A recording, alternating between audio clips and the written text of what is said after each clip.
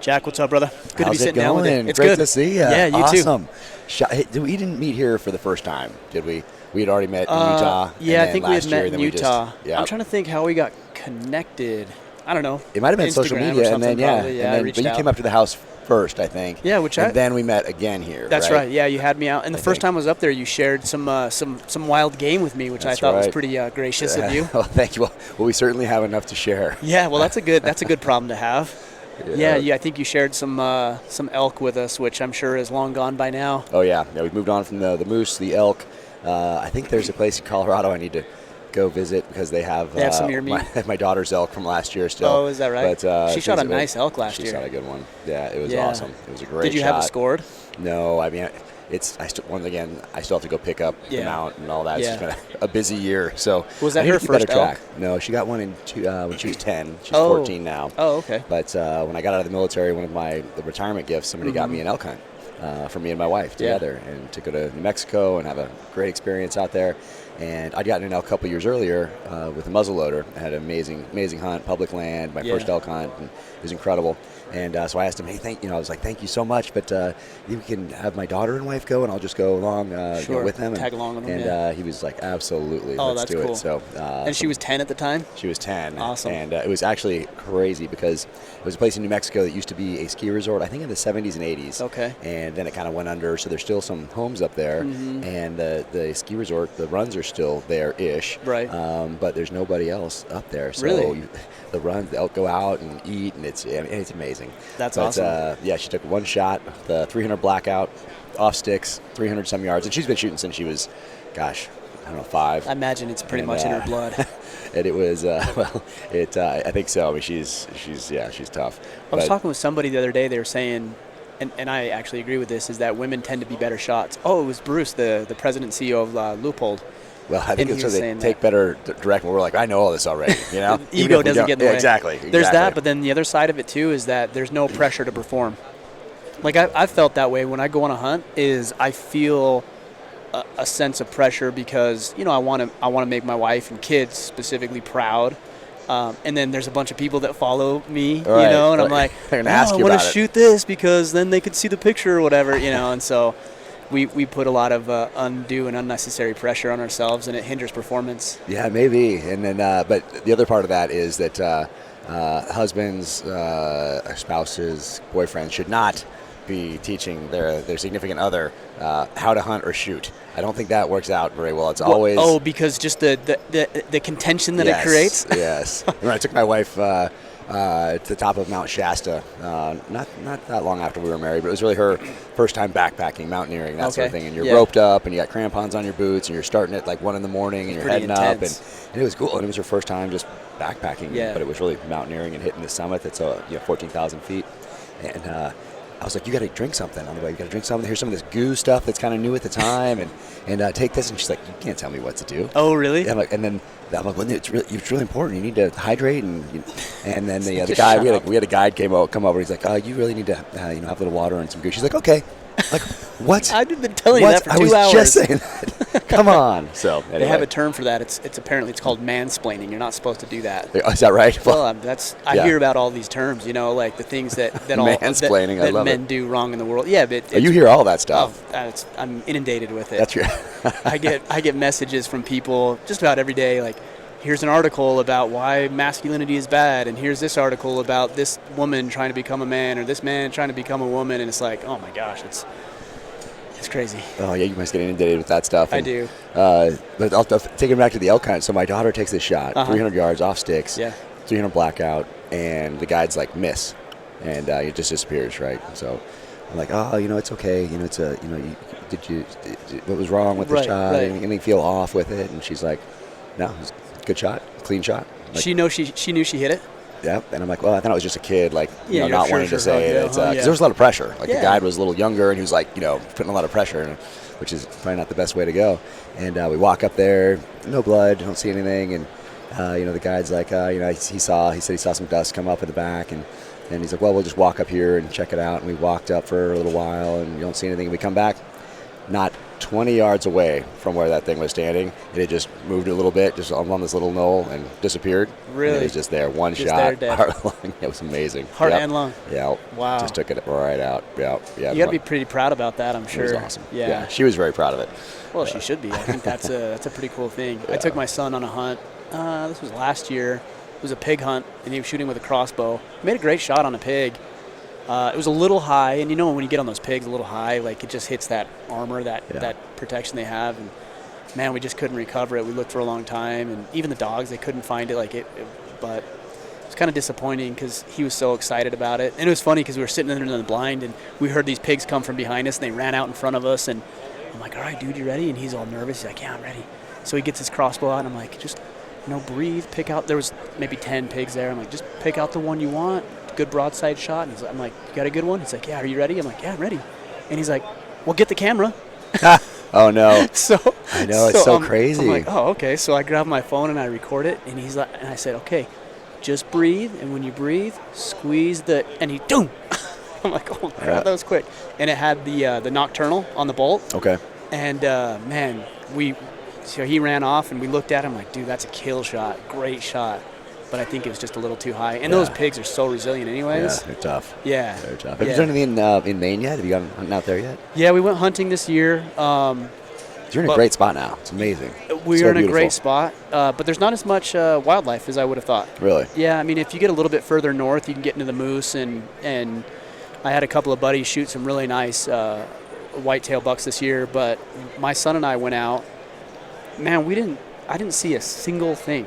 Not really? One deer while we were out hunting. We got some on the game trails, the game cams. But yeah, most of them are nocturnal, so we didn't see anything. Got it. So there's a couple of little 8 points in there, a couple of 6 points, but that's about it. You guys loving Maine? Love it. Man. Love it. It's incredible. I can't wait to get out to visit. I've told you before, it's one of those states that I've never been to, but I've been thinking about since I was a little kid. Yeah, well, the offer is on the table. Anytime, all you have to do is, hey, here's a weekend, or hey, we're going to be up in that area. I know it seems like you were in the area, New England area, maybe or New York anyways, for the launch of. Where was I back there? Your books. This summer I was back there. Typically go to. I end up in New York a couple times a year now because of the publishing thing. Sure, and that's where Simon & Schuster is and all that. But I'll tell you what. So we're at SHOT Show for people that can hear this going on in the background. It's a little noisy. And SHOT Show 2020, and I've been coming to these things since I think 2003 or 2004 Have you really? was my first that long? one. Yeah. Wow. I always want to make sure my guys had the best, latest stuff. And I was always a gear guy, even growing up before the Navy, really? and then obviously in the military, and then even out of the military. It's just something I'm drawn to, and how do you make this stuff better? How to get you out there longer and faster and be more effective and efficient with what you're using. But I brought my publicist from Simon & Schuster here.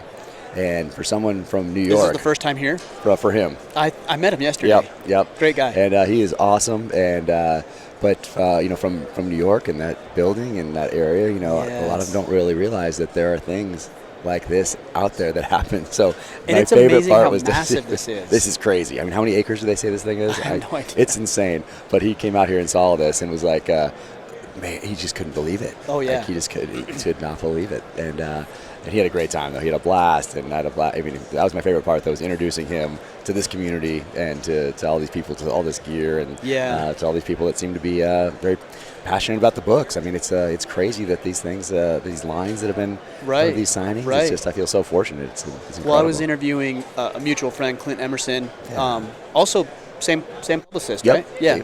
Anyways, I was having a conversation with him yesterday, and we were at the booth next to you, and I saw that line.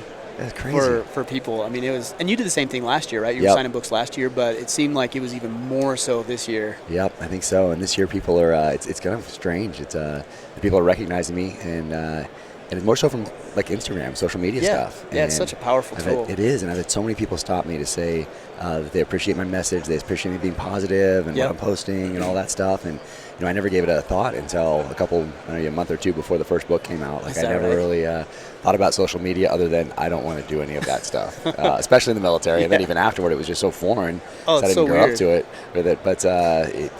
But it is a powerful tool, and it would be very difficult not to be yourself on there, and people can see right through that, just like you can in a conversation with somebody. No doubt. So it wasn't available to to authors 20, 30 years ago. So for me, it's like it's an emerging opportunity, the same way I'd see an emerging opportunity on the battlefield and take advantage of that, just like the enemy's doing to us. Well, in this space as well, these are like this podcast, doing these are things that weren't available to people to build a readership in the publishing space 20, 30 years ago. So it's an emerging opportunity, and it's a great excuse to hang out and talk. Yeah, that's true. That's my favorite part.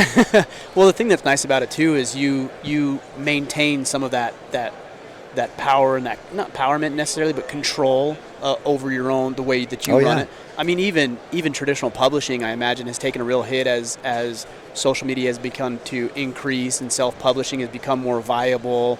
I still think there's a lot of benefits to having a traditional publisher. I'm sure you do as well, which is why you do. But yeah, I think it's kind of leveled the playing field quite a bit.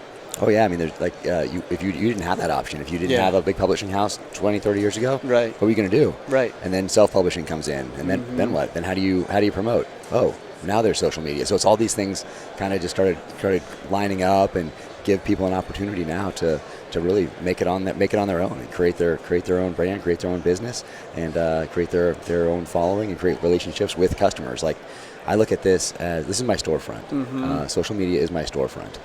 Like you said, I control that side of it. Just like if I owned a small general store in a little town somewhere and somebody came through that door to get a carton of milk or to ask me for directions, well, that's my interaction with them right there. And I want them to leave and tell their friends to come to my store, or to just have a good experience and just be a good person and give them directions, and off they go on their way. But I look at social media as the same thing. So when I interact with someone there, that's my storefront. And that's how I portray myself there, is the same way I would if we're face to face and you walk into my store to buy a candy bar or buy a six pack.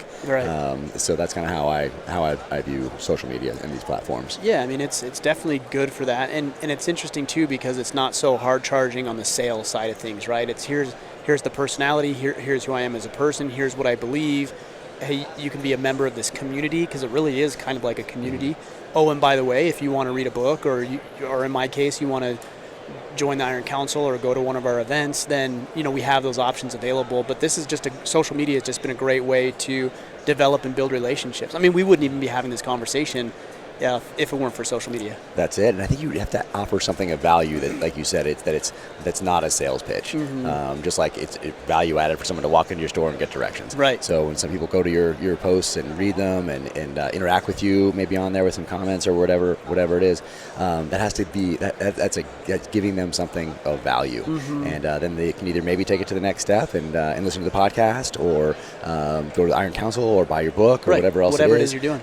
Maybe they do, or maybe they don't. Maybe they just love following you and like your message, but you have to provide something of value. Yes. Otherwise, people will not go to your site, and then they won't do those other things that are essentially putting food on the table. Yeah. Outside of the books that you write, what do you feel is the value that you're offering via social media and just your interactions with your audience? There's a few things, and one of them is to show people, or just to kind of be an example of, hey, you can make the life you want. Like, you don't have to just look at something that you want to do or wish you could do and think to yourself, oh, but I can't get that. How am I going to get it? I'm not going to get there. That's for somebody else. No, you have one ride on this planet. One. This is a one ride deal. And you get to decide, especially in this country. Yes. Not in every country, but in this country in particular, you get to choose your destiny. You get to make these decisions. You get to decide what you want to do with your life and how you're going to get there and what legacy you're going to leave behind. That is all 100% up to you, and it's all due to the people that gave us those options by what they sacrificed to create this country. Right. And so I think about that a lot. I talk to my kids about that a lot. And I think that the decisions that we make today in our lives should in some way, shape, or form, you should at least pay homage and tribute to those people that died, that sacrificed, so that you can have the opportunity to choose your destiny. So there's a lot of irony in modern times with people that complain and bitch and moan and gripe about whether it's soldiers or whether it's how this country came to be. It's like, it's really ironic that you'd be complaining about that and mocking that when you're the beneficiary of the reward of those sacrifices. Oh yeah. Right? Like it's ignorant, but it's also just ironic and a little pathetic at the same time. I know, it's that's the toughest. And We have it pretty easy today. Yes, We really have easy. it pretty easy. Definitely. From the way we can get our food and clean water and these opportunities that are available, and then how all these platforms that allow us to complain about everything as well. So you can go through life like that. I mean, that's a choice as well. Sure. But you're not offering anybody anything of value by doing that. Well, and you just are. I mean, you've got to be a miserable human being. Like you. And even if you don't feel like you are, you're living an inferior life. Because that behavior is rubbing off, and not only is it rubbing off, but it's translating to other areas of your life. Oh yeah. So if you're negative, life, for example, on social media towards somebody who's trying to do good, you can't tell me that doesn't affect the way that you approach your clients or your employment or your relationship with your kids and wife.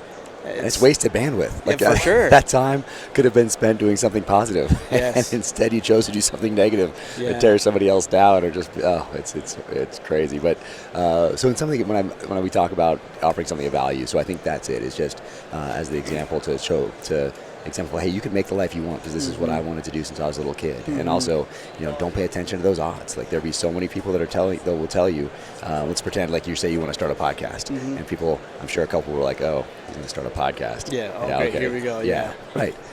So if you listen to don't listen to those people, obviously. So never pay attention to the odds or the people that want to tell you the odds or how hard something is going to be. Just get out there and do it. Do the work. So those things, and then I love throwing in little bits of history here and there that have kind of become lost. It's interesting your page, because you talk about terrorist acts and this person was born and on this date this embassy was attacked, and I always find that really fascinating because that information just isn't readily available. Yeah, and it's strange because I grew up with it, and that was what I gravitated towards. I mean, we had Time magazine at our house, we had Newsweek magazine at our house, we had a couple of newspapers at our house, and the articles and newspaper columns that I would right away gravitate towards once my parents were done with it all had something to do with terrorism, all had something to do with the military.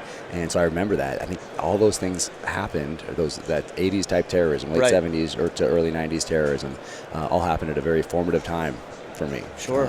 So from 40, what am I, 46 now? So in 1980, I'm 6, 7, and I remember all those things happening. I mean, I remember Desert One. I remember the hostages. I remember every night Walter Cronkite on the news counting down the days until those hostages were eventually released, minutes after Ronald Reagan became president. I remember TWA 847. I remember the Beirut bombing. I remember the embassy bombing in Beirut. Of course, Lockerbie, a little older then. So all those things were just kind of forged me into who I was becoming. Because that resonated with me. That was my fight. Like even back then, I knew that was going to be my fight. Even though it was the Cold War and you had the Russia stuff going on and all that stuff, and before the wall came down. But for whatever reason, I just knew terrorism was my fight because that one of those first memories is of Tehran, and it was of eventually of Desert One. So now being able to go back. And a lot of people don't remember that stuff, and we get so distracted, I think, today. And if you've grown up in the age of social media, what are your formative events today? If you missed 9/11, if you were too young for 9/11, which is so weird because 9/11, you think about there's people that are they're 18, they weren't even born.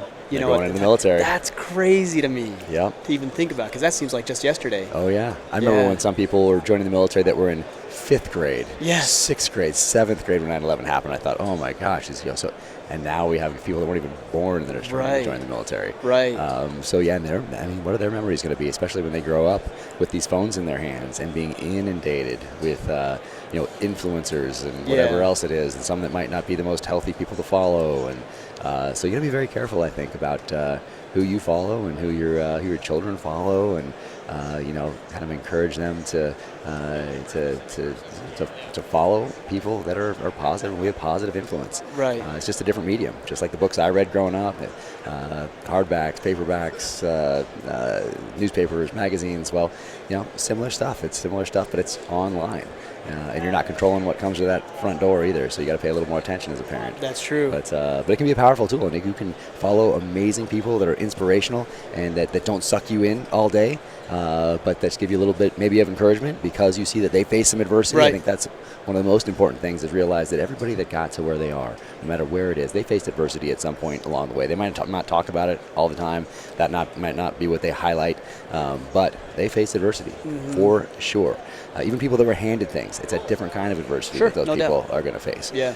But everybody is going to face challenges, and you're going to have to overcome those things. And what says the most about you is how you deal with those and how you get up after you're knocked down. So it can be powerful if you see those examples, and all you take from them is, man, you know what? This is about getting back up and moving forward. Right. That's life. What's your thoughts when you share the type of things you do with terrorism and with these activities and historic events? What is it that you want to communicate? Like, why share those things? I think it's because, well, it ties back to the book. It ties back to me as a person, because I remember them. I think about them. I tie that history into the novels. Right. So it's a very natural thing for me to think about, to talk about, to reflect on, and then look at those lessons. Like, what can we learn from Beirut and how we responded to it?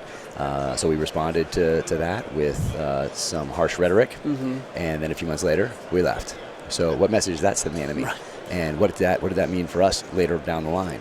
So it's more of that type of thing, and it's something that I think about a lot. And just presenting myself as I am on these platforms, it's just a natural thing for me to talk about and put up there and post. Right.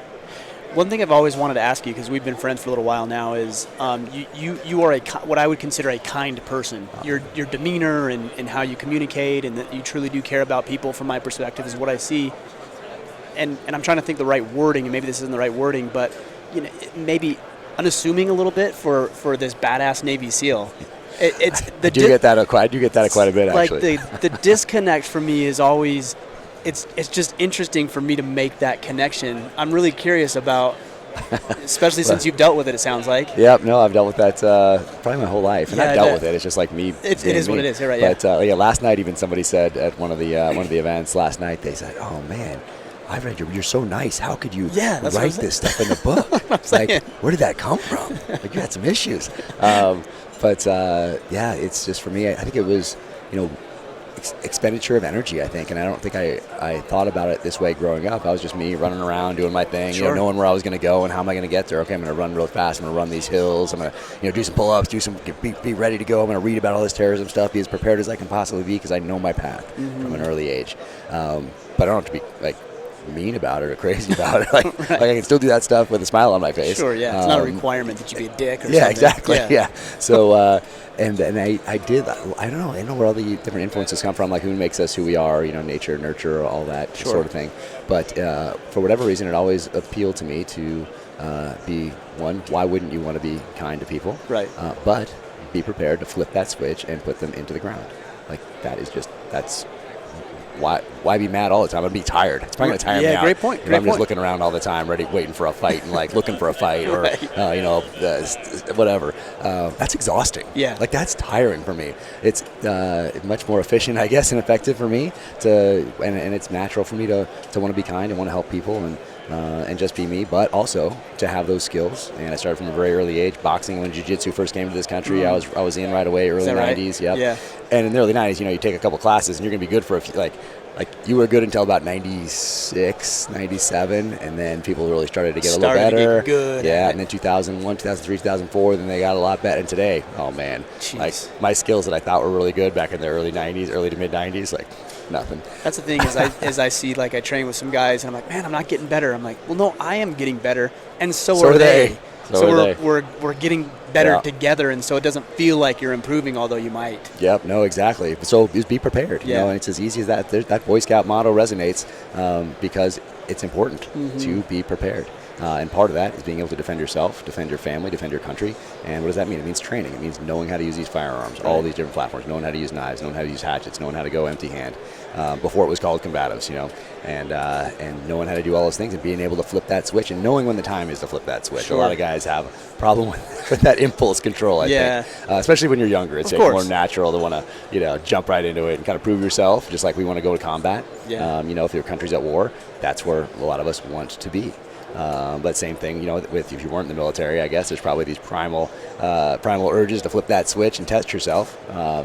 but against somebody else, mano a mano, hand to hand, whatever it may be. But be prepared, right? Because other people are out there training, and you're never going to be the best. You're never going to be that top dog. There's always someone out there that'll be able to take you down, no doubt about it. Right. And that's been the deal since the beginning of time. So being prepared for all that stuff and being able to flip that switch, and that's why I want to make my character kind of the same way. I wanted to make my character in the novels, James Reece, a guy you'd want to sit down and have a beer with, and but then who could also flip that switch and get it done, and had the skill set, had the knowledge base, had the experience to make what he was doing believable, while at the same time not making him a Superman, because as we all know, no one's good at absolutely everything out there. Right, and nobody would relate with that. Exactly. It'd be hard to relate with if that were the case. Yep. So I try to make him, and it seems to be working. I mean, it's resonating. He's resonating with people, and I think it's one of those things where you have a relationship with a character, you invest in that character, and you want to see what happens next. And that's some of the best storylines out there. People cared what happened in Tom Clancy novels. Want to know what happened next with Jack Ryan and John Clark when he hit the scene, and want to know what happens next with Mitch Rath and Scott Harvath and all these guys, because you're invested in them emotionally. You have a relationship with this character, and it's from the written page or it's from the screen that you're watching in the movie. But same way with I thought about that. It was very deliberate as I was creating this character. That's awesome. Yeah, I want to come back to the novels here in a minute, but one thing that I admire about you going back into this kindness or niceness is a level of maturity, and I think that's really what it is that it's knowing that you can do what you need to do and what needs to be done, but not feeling the need to posture for it or to prove that you can do it. Yeah. You can just act when the time comes and when the situation requires it. Yep, and that's just natural, for me, and I didn't really put any thought into that. Just how I grew up and how I was. So I didn't try to make myself anything different other than just make myself better at the skills that were going to help me in my life doing what I was going to do. Yeah. But yeah, I mean, it would be. I mean, maybe for the people that do that, the posturing and were very tough out, whatever. That might be just natural for them. It might be hard for them to be like me. Yeah, different strengths and weaknesses, it's right? It's just a different way of approaching things. And like if they were to try to be kind and nice, that might be just as exhausting for them. So, and it might come across as disingenuous and therefore undermine their own efforts. You know. And again, being nice, it's not like you have to be on one side of the spectrum or the other. Like you're only kind always, or you're only a dick every time. Like there's some middle ground, right? And you got to find that middle ground based on what you're trying to accomplish. I mean, for those children of the '80s that are listening with Roadhouse, I mean, here we go. Be nice until it's time to not be nice. Yes, I mean, I like it. I like it.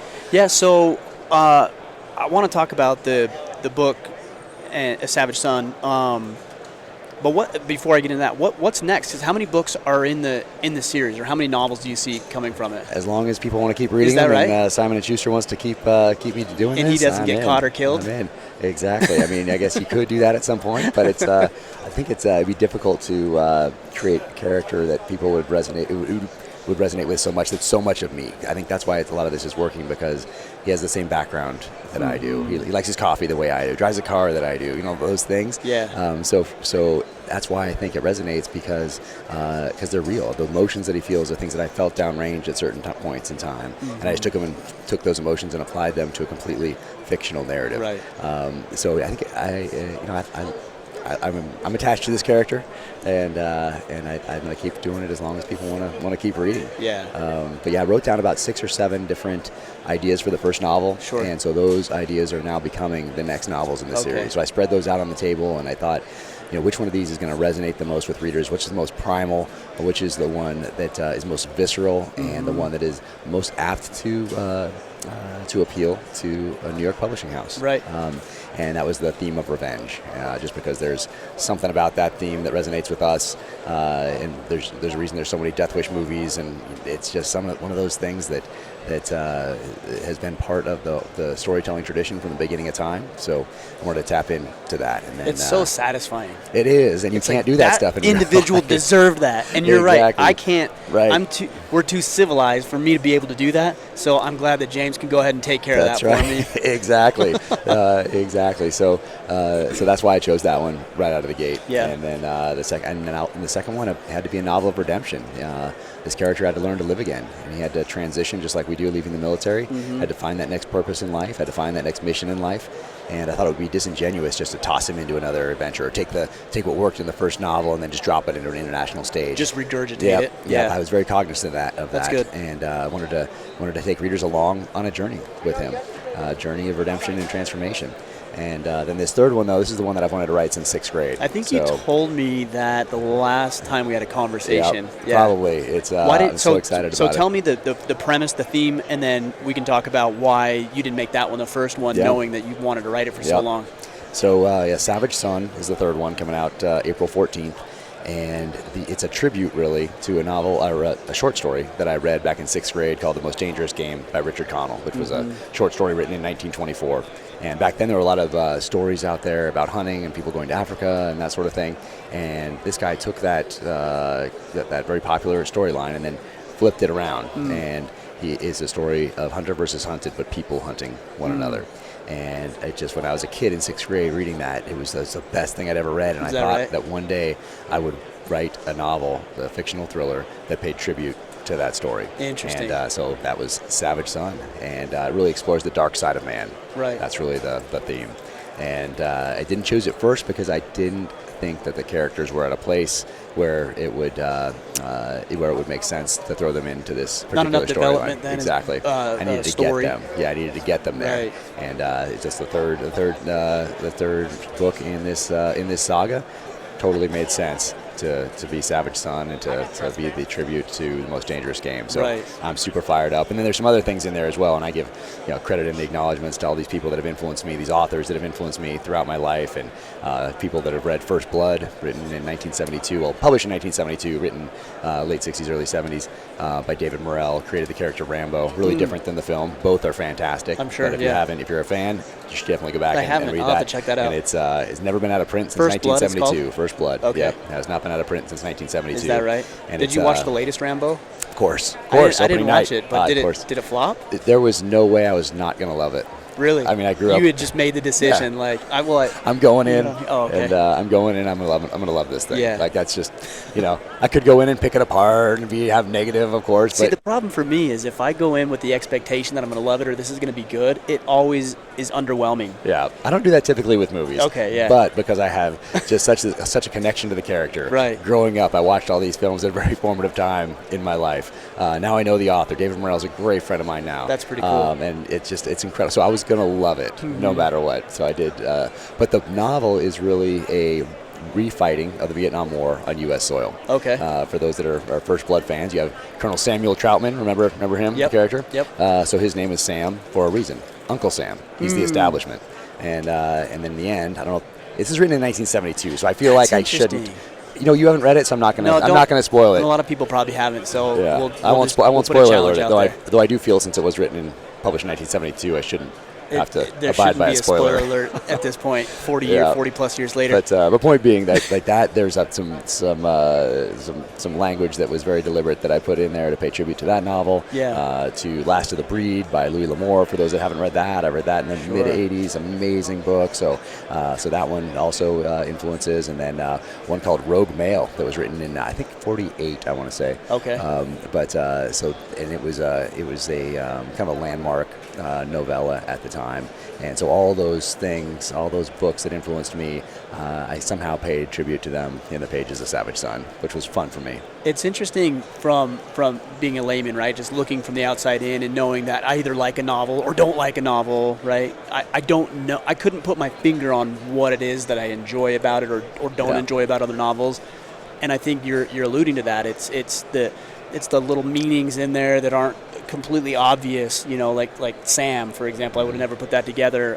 It's the character development that you don't think about, and sometimes you have this character and you're like, man, I don't even know this guy, and he's doing this weird thing, or he's doing something that's out of character that's already been developed and there's no congruency there. These are probably things that I imagine you place a high priority on, and I don't even consider them, but I know it I know what it feels like if yeah. it's not there, although I can't articulate it. Oh, absolutely. And there's a reason that there are similar themes for the hero's journey from the beginning of time through cultures that never have had any interaction with one another. And they all follow a similar theme. There's a reluctant hero that goes on a journey. Typically he meets a mentor, somebody older along the way that gives him either knowledge or a tool to help him fulfill his destiny and his journey. He's tested in some sort of a crucible along the way, and then he emerges transformed and comes back to pass those lessons along to the next generation or back to his country, his culture. And the external battle is just a symbol of the internal battle that's being waged. There you go. Yeah, sure. And pretty much in all of us. We're all on a journey. It's pretty interesting. We're all on a journey. We're all going to be tested. And if you think back to your favorite books, favorite movies, and you think of it in terms of that hero's journey, that classical Joseph Campbell came up with the hero's journey and Hero with 1,000 Faces. And if you think about things in those terms, you'll say, oh my goodness, look at that. My favorite stuff does follow those similar things. Everything. I was listening to Charlie Kirk's podcast the other day, and he was talking about, I think it was Charlie Kirk or Ben Shapiro, but they were talking about Star Wars, and they were talking about some of these most iconic stories and movies and books, and they all follow that same Lord of the Rings. They all follow that same exact pattern. And I think the reason it resonates is because we see ourselves in the character, or we want to espouse some of the virtues that the character does. Like, we want to be like that individual to some degree. Oh, yeah. And at the beginning of time, it was really meant to pass on lessons, those lessons that someone's learning in blood out there, whether it's from the hunt or whether it's from battle, but pass those on to the next generation. They couldn't write it down, so they did it through use the paradigm of a story, and put it into that motif and pass those along in a way that would be remembered. So and then transformed along the way and became written down, and then continues to go to this day, and everything from comic books to movies, whatever it is. So it's there's something about that journey that resonates with all of us because we are on that journey, each and every one of us, and we're all going to be tested. And then how we're remembered, that legacy that gets passed down, is going to be how we responded to those failures and to that test. Yeah, story is powerful. It's like the old adage, a smart man learns from his mistakes, but a wise man learns from the mistake of others. Other people, right? And that's why story is important. Is we can learn those lessons without having to go through the consequences ourselves. Because somebody learned that lesson the hard way. Somebody learned that lesson in blood. We don't want to learn There's it a reason you do certain things in the military, and a lot of them is because someone else learned it in blood for you. Yeah. So as a tribute to that person or those people that died, I think that's why it's so important to know that history, know why that happened, and know why you're doing things the way you're doing them, and not just be like, I got a better way. Maybe there's a better way, but at least know where it came from so you can put it in its proper context and then develop it, and then just like we do, just adapt, move forward, make it better, and that's what they would expect us to do. Yeah, that's a good point. I guess the question is, where do you question the way it's always been done? It's good to question, absolutely, but also know that history. I guess knowing is important, right? Sometimes we're so ignorant to it, and we don't know why it's done that way. We don't consider the history behind it or the context or the nuances that we don't see, and so we're making these decisions or taking these actions based on things we have no awareness or knowledge of. Yep. No, absolutely, and it's good to question, obviously, and then when someone says something like, "Oh, that's the way we always do it," and that's really why I think that some of these things that I've done on social media, why they're working, is because I didn't have that background. I didn't have that. Oh, in my last job, this is the way we always did it. Sure. I didn't have a last job where I always did it. I just had to look at it, kind of look at, oh, I like this from this person. I don't like this over here. Okay, I kind of get how this works. Okay, and why don't I just be me, and here we go. Yeah. But yeah, it's definitely think back to where things came from before you just make a knee-jerk reaction. But we after Vietnam, we had not been in sustained combat until September 11th. We had flashpoints at Desert One, at Grenada, at Panama, at Mogadishu, Gulf War, but that was it. Those were flashpoints. That was not sustained combat operation. Yeah, so what we did for training was we picked up what worked in the jungle in the 60s and 70s in Vietnam, and we plopped those tactics into an urban environment. We plopped them into a mountain environment. We put those into the desert, and that's what we did for years. We did that, those same exact techniques that those guys used, and they still work great in the jungle when you're having an engagement with somebody like from here to where the camera is, right there, and you can't even see them until you're right there. And maybe that first time you see them, it's an AK opening up on you. Well, okay. okay, and then September 11th happened, and there's some technology that's been developed in the time, from suppressors to our night vision, obviously, our thermals, and so you adapt. You have to adapt and move on. So instead of just saying, well, that's how we always did it. So it is important to question. It is important to, when someone says, or you say, or you find yourself saying, oh, that's the way we always did it, like, to take a breath and think, okay, well, why did we do it that way? Right. Oh, you know why? Because we were in the jungle, and the engagement was right over there by that camera. And now, where are we? Okay, what's happened over the last 30, 40 years? Oh, okay, and think it through. Sure, yeah. Well, one thing I've always admired about the teams, from my perspective, looking in from the outside, is speed of implementation as well, right? Like, there's not a whole lot of time to like be wondering and kind of thinking and experiment. I mean, there's experimenting, but then you got to do it quickly. Right, you've got to adapt and evolve very, very quickly. Yep, enemy's adapting. Absolutely. And they're doing it faster than we are typically, because they aren't hindered by the bureaucracies that we have to deal with. But you're right, in the SEAL teams, what I noticed is that, maybe a little faster than, say, Big Army or that's anything like that. But we're still a bureaucracy. Right. And you still got to, you can pivot tactically fairly quickly, and then we see that operationally it takes a little while longer. Strategically, it takes a long time to pivot, and to the detriment of the guys tactically figuring it out on the ground. No doubt. So it's when I was in Iraq, we had some strange rules of engagement, standard operating procedures. At times, frankly, it was disheartening, because people were being injured, getting killed because of the standard operating procedures that were in place and that were hindering our ability to do our job and ultimately complete the mission. Yep. That bureaucracy is rough. Oh yeah, that's something I do not miss about the military. I bet. Well, you still deal with it when you have to submit your books into the DOD and everything else. I know that's been a nightmare for you. That is a pain. How was it with Savage Son? We're still waiting. Oh, so you have the release date, but you don't even have the finalized book yet. Yep. Oh, and wow. I think this will be the last time that I submit, because the amount of bandwidth that I waste thinking about when this thing's going to be done, what are they going to take out, why isn't it done yet, what agency has it, which they don't tell you. Right. They just send it out. Right. Even agencies you're not even working with. You never work with ever. Yeah. They send it out. If you have like NSA in your book in a fictional novel, they send it to the NSA to look at. Why are they doing that? Right. Like, it's not like you have a secret or anything. That is an overreach. It's ridiculous. Secret information. But interestingly enough, I appealed the last one and won. So True Believer, and when that paperback comes out in February 25th, the redactions that I won on appeal, which were 37 out of the 54, will be in there. So how does that process work then? So you appeal it, it gets sent back through the review process with another reviewer that's probably goes up a notch. Okay. Probably goes to the supervisor. Right. And then they have all this documentation from my attorneys that says, well, here's where this is available in publicly available government documents. Not just Wikipedia, not somebody else who got out and talked about it, but here's the very government that's doing this review. Here's where it is in a publicly available government document. Right. Here's the website. Here's the thing. Like all of that. Yes. And so I won a lot of them, but even some of those where we showed them, here it is. They're like, no. Exactly. Yeah. Crazy. That's pretty wild. Yeah. It's ridiculous. It's 100% ridiculous, and it's an overreach. So you're not required to submit? So I am going to not submit going forward. Is that what is that, like, just a professional courtesy that you do submit it? Is that like, what's the risk of not submitting it? I guess everything is written so broadly, like a lot of our laws today, to give the government the leeway to go after who they want to.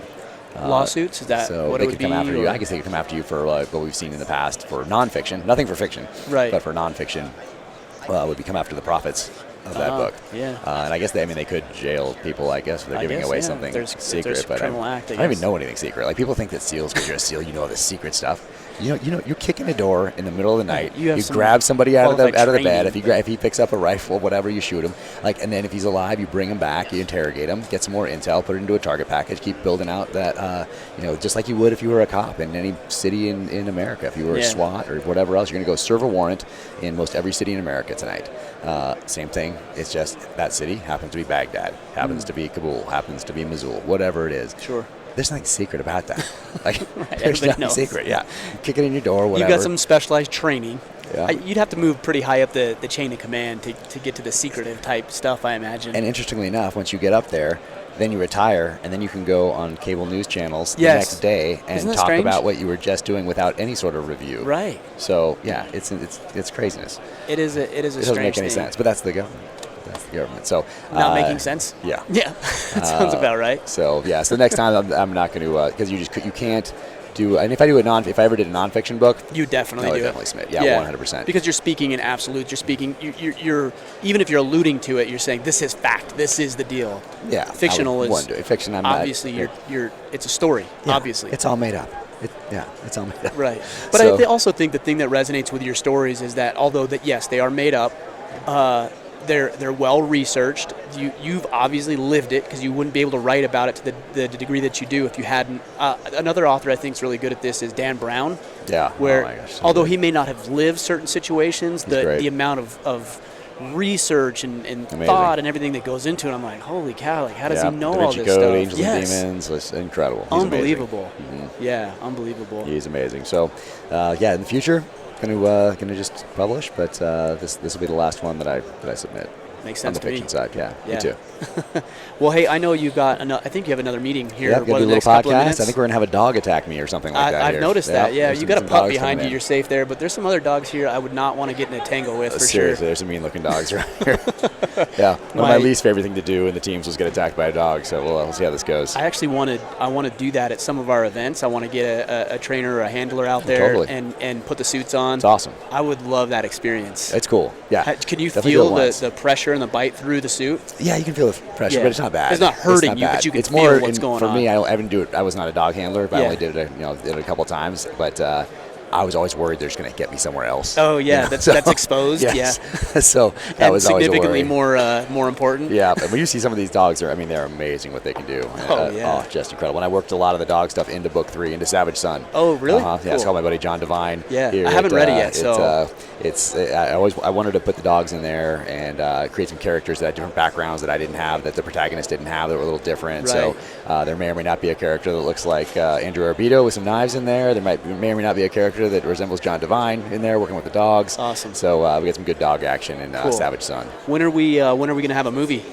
Or are we? Yes. I got to throw that in there. Yeah, you do. So I'm still sworn to secrecy, but I will say that fair enough. that things are looking pretty darn good. Are they really? Good. So, I'm excited about that. I'm excited for you, man. I really appreciate our friendship and everything that you're doing. To see your growth, I believe is much deserved.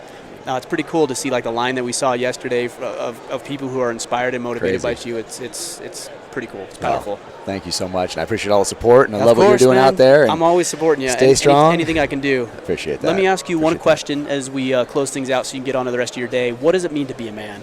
Well, it's a lot of what we talked about earlier. It's being prepared to take care of your family, being ready, and having those skills necessary to do so, to be able to take care of them, put food on the table, and then defend them if need be. So that's the base, that's the foundation right there. And if you can do that with a bit of a smile on your face and pass on a good legacy and be a good example to the kids, then that's the part that rounds things out. Well, I think you're somebody who's living it, so I appreciate that of you.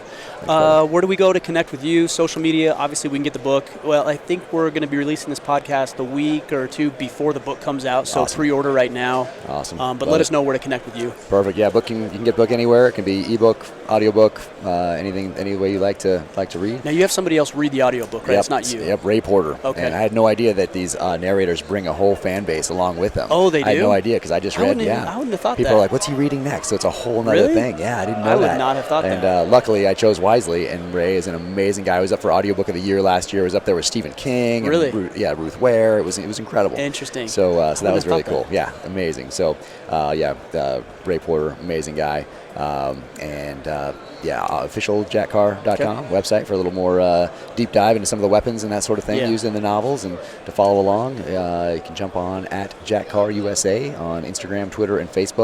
But Instagram's where I'm most active. Yeah, it always seems like you have some cool extras on the site based on just some additional information that a reader who's excited about it might want. So I would highly encourage you to go check that out. Awesome. Thank you so Jack, much, brother. Appreciate it. Thank you very much, man. Thank you. Take care.